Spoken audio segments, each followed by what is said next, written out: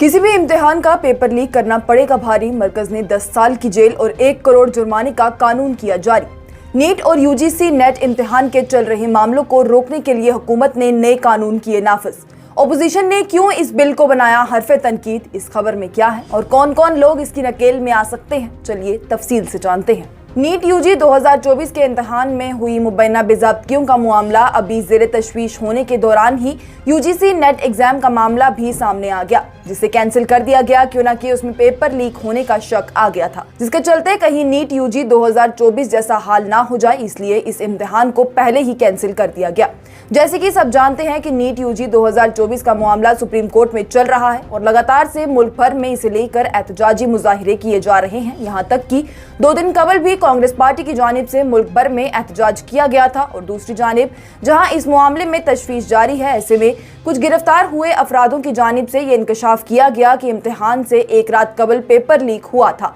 ऐसे ही कुछ खदशात UGC net के इम्तिहान के लिए भी लगाए जा रहे थे, पर इसी बीच मरकज की हुकूमत बड़े एक्शन में नजर आ रही है और पेपर लीक के चल रहे इन मामलों के बीच में मरकज की जानिब से पब्लिक एग्जामिनेशन एक्ट 2024, जिसे फरवरी माह में पास किया गया था, उसे नाफिज कर दिया गया है ताकि पेपर लीक और धोखाधड़ी जैसे मामलों से बचा जा सके। ये कानून जुमा के दिन से असर में लाया गया है। कानून के तहत कोई भी शख्स अगर पेपर लीक करने या फिर आंसर शीट के साथ छेड़खानी करने में मुलजिम करार होता है तो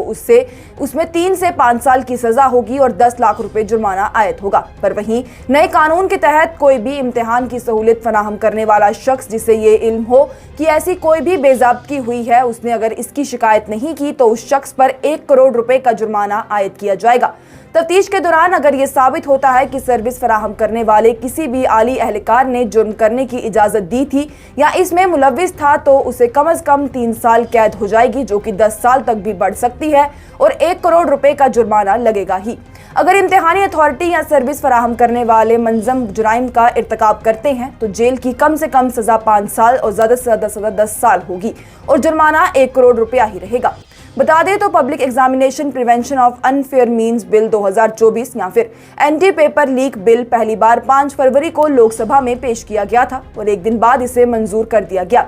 राज्यसभा में 9 फरवरी को बिल को मंजूरी दे दी गई थी। सदर द्रौपदी मुर्मू ने इसी महीने में बिल को मंजूरी दी है, जिसके बाद ये कानून बन गया और अब इसे असर में लाया गया है। बात करें ऑपोजिशन की तो जब से नीट यूजी 2024 और यूजीसी नेट के इम्तिहान के मामले सामने आए हैं, ऑपोजिशन का इसे जमकर रोष सामने आ रहा है। इसे लेकर कांग्रेस के रहनुमा राहुल गांधी ने भी सभी को ये भरोसा दिलाया कि वो इस मामले को ऐवान के अंदर भी जरूर उठाएंगे और सभी बच्चों को इंसाफ दिलाएंगे। राहुल गांधी ने कहा कि हिंदुस्तान के सभी इंस्टीट्यूशंस एक ऑर्गेनाइजेशन के हाथ में हैं, जिसे इन्हें बाहर लाना बेहद ज्यादा जरूरी है। इसके साथ ही गुज़िश्ता रोज में इस एंटी पेपर लीक लॉ के असर में आने के बाद आज कांग्रेस के जनरल सेक्रेटरी जयराम रमेश ने इसे डैमेज कंट्रोल करार दिया है। एक्स पर इस हवाले से पोस्ट करते हुए जयराम रमेश ने लिखा है, सदर द्रौपदी मुर्मू ने इसे 13 फरवरी 2024 को मंजूरी दी थी और 21 जून 2024 को इसे नाफिज कर दिया गया, पर साफ तौर पर यह एक डैमेज कंट्रोल है जिसे नीट, यूजी नेट,